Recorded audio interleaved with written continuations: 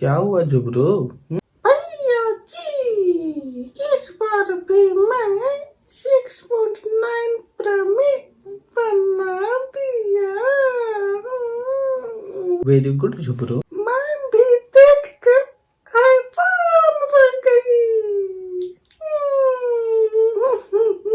मैं बोल रही थी कि जब तुम 6.6 प्रमे बनाओगे तो तुम में कुछ बात होगी।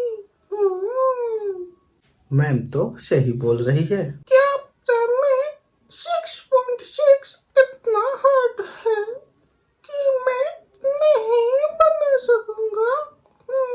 अरे नहीं रे, बस कुछ कुछ पॉइंट को ध्यान देना है, समझ में आ जाएगी। तो प्लीज ना बता दीजिए ना प्रमे 6.6, प्लीज प्लीज प्लीज।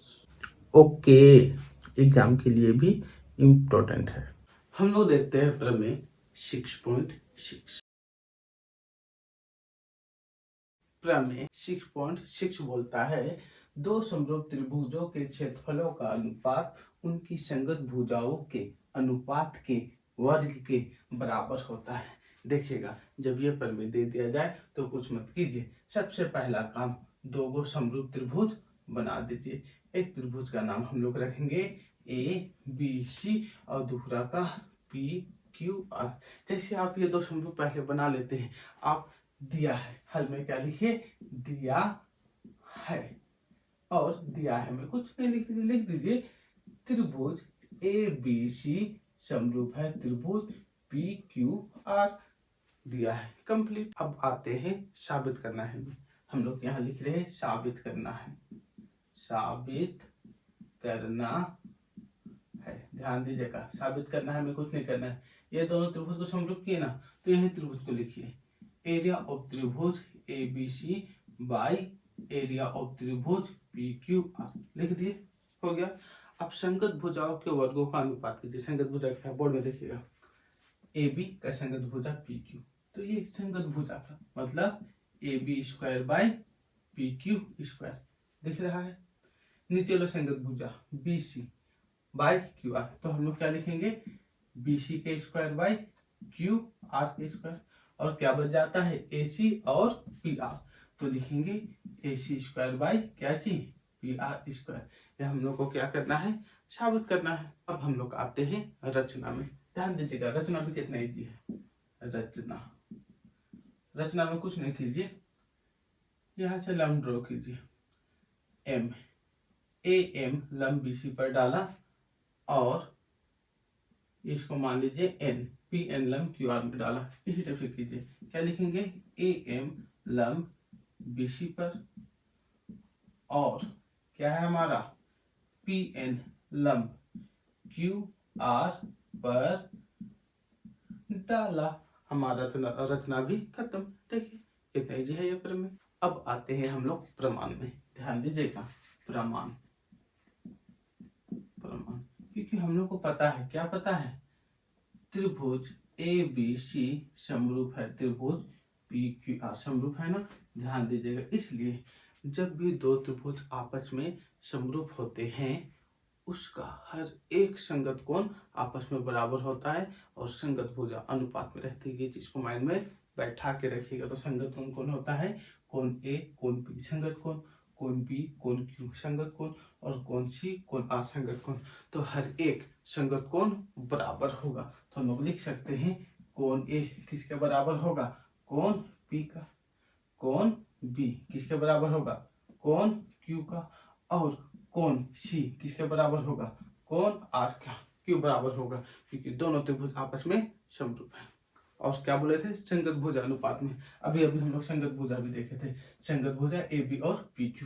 तो हम लोग लिख सकते हैं जो AB है किसके अनुपात में होगा, PQ का, BC है किसके अनुपात में होगा, QR का, और AC है ये किसके अनुपात में आएगा, PR के अनुपात में होगा। क्यों, क्योंकि हम लोग को पता है दोनों त्रिभुज आपस में समरूप है। और एक मैथ का रूल देखिएगा, अगर हम एक में अपने से स्क्वायर कर देते हैं तो दूसरा में भी हमको क्या करना पड़ेगा, स्क्वायर करना पड़ेगा खुद से ही। ये मैथ्स का क्या है, रूल्स है, एक में स्क्वायर तो सब में स्क्वायर। तो आप बोलिएगा आप ऐसा क्यों कर रहे हैं, तो देखिए आपको जो साबित करना है यह कुछ इस प्रकार का है ना, तो हम लोग को ये मदद करेगा। इसको मान लेते हैं समीकरण 1। अब हम लोग फिर आगे जाते हैं, तो फिर से हम लोग जाएंगे त्रिभुज ए बी सी और त्रिभुज पी क्यू आर में। अब हम ये वाला कंडीशन लाने का कोशिश करेंगे, लाएंगे एरिया ऑफ त्रिभुज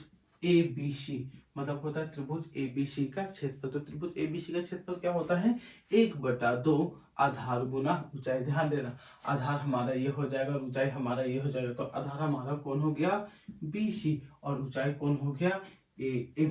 तो हमारा त्रिभुज ए बी सी का क्षेत्रफल 1/2 आधार गुना ऊंचाई।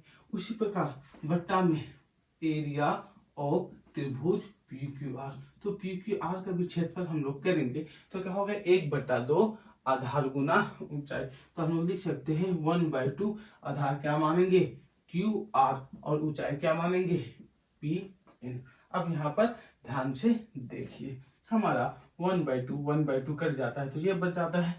तो हम लोग लिख सकते हैं यहाँ पर एरिया ऑफ त्रिभुज A B C by area of त्रिभुज पी क्यू आर बराबर क्या बच गया, B C by Q R, ऐसा भी लिख सकते हैं, B C by Q R into क्या है, A M by P N, A M by क्या चीज, पी एन।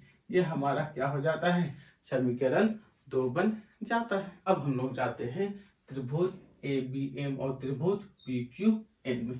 ध्यान दीजिएगा, जा रहे हैं किसमें, अब त्रिभुज ए बी एम और त्रिभुज पी क्यू एन में, पी क्यू एन में दोनों त्रिभुज का हम लोग को समरूप करना। तो ध्यान दीजिएगा समरूप कैसे करेंगे। त्रिभुज ए बी एम में ध्यान दीजिएगा कोण एम 90 डिग्री है, क्योंकि यहाँ हम लोग को लंब लिए थे, और यहाँ कोण क्यू एन क्या है, 90 डिग्री, दोनों 90 डिग्री। दूसरा ध्यान देंगे ये कोण जो बी है, ये कोण क्यू के क्या चीज बराबर है, ये दिया है। देखिए तो कोण बी बराबर कोण क्यू क्या दिखता है ना।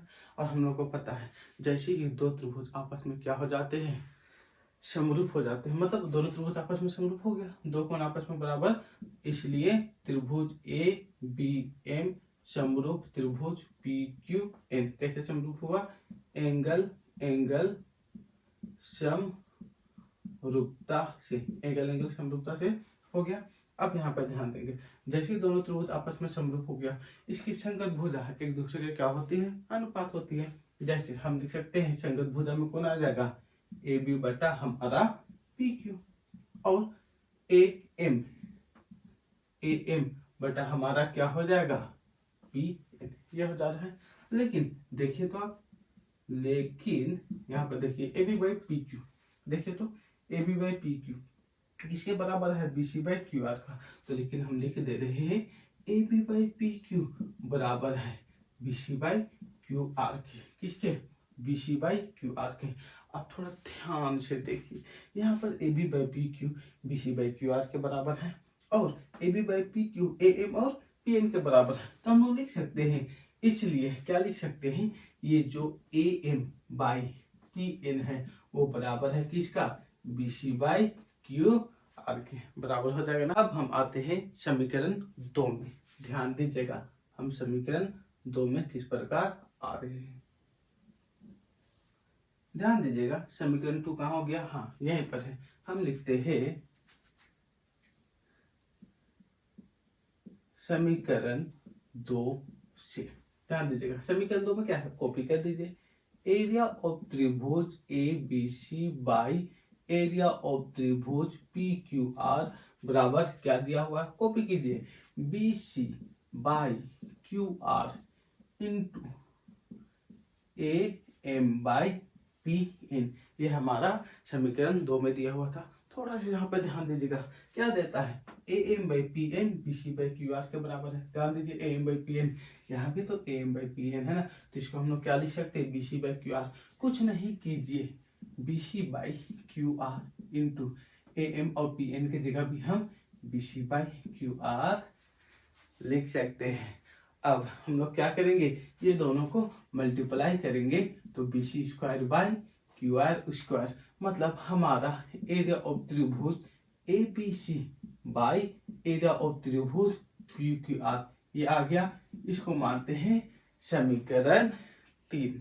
अब समीकरण 3 में देखिएगा B C square by Q R square इसके बराबर है, और यहाँ समीकरण 1 में देखिए B C square by Q R square इसके और इसके बराबर है, मतलब समीकरण 1 और समीकरण 3 से ये सब एक दूसरे के बराबर होगा। इसलिए हम लोग लिखते हैं समीकरण 1 और समीकरण 3 से क्या लिखेंगे, एरिया ऑफ त्रिभुज A B C by area of त्रिभुज पी क्यू आर, जो हमें साबित करना है ना। देखिए यहाँ पर ये सबको क्या कर दीजिए, कॉपी कर दीजिए, साबित हमारा हो गया है। तो साबित करना है हमें, क्या लिखा हुआ है, A B square by P Q square B C square by Q R square, और हमारा लिखा हुआ है A C square by P R square, साबित हुआ।